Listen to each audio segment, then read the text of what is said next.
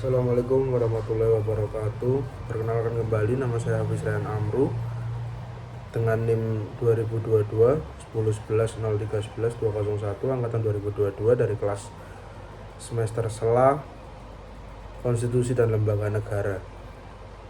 Di sini saya akan menjelaskan dari video ini tentang hubungan negara dengan konstitusi.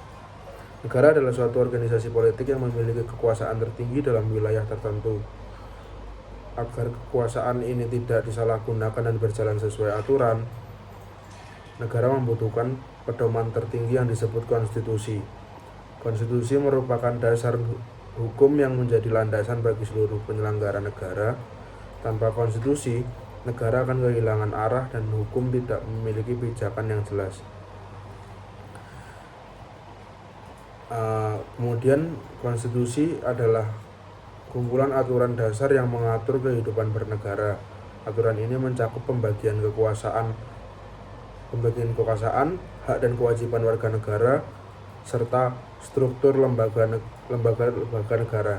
Di Indonesia, konstitusi tertinggi adalah Undang-Undang Dasar 1945. Konstitusi bukan hanya sekedar dokumen, tetapi menjadi pedoman yang mengikat semua lembaga negara dan warga negara.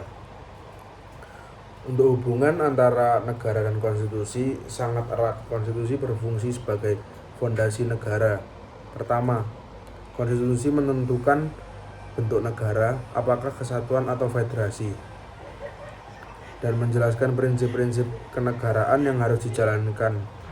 Kedua, konstitusi mengatur pembagian kekuasaan, membagi kekuasaan antara legislatif, eksekutif, ataupun yudikatif, agar tidak terjadi penyalahgunaan kekuasaan. Yang ketiga, konstitusi menjamin hak-hak warga negara dan memberikan kepastian hukum. Lalu, selain itu, konstitusi juga berperan sebagai pembatas kekuasaan negara. Setiap lembaga negara wajib mengikuti konstitusi. Presiden misalnya tidak dapat membuat keputusan di luar ketentuan yang ada. DPR dalam membuat undang-undang harus tetap merujuk pada konstitusi. Mahkamah Konstitusi menjadi lembaga yang memastikan setiap undang-undang dan kebijakan negara sesuai dengan konstitusi. Di Indonesia, hubungan antara negara konstitusi terlihat jelas. Presiden menjalankan pemerintahan sesuai Undang-Undang Dasar 1945.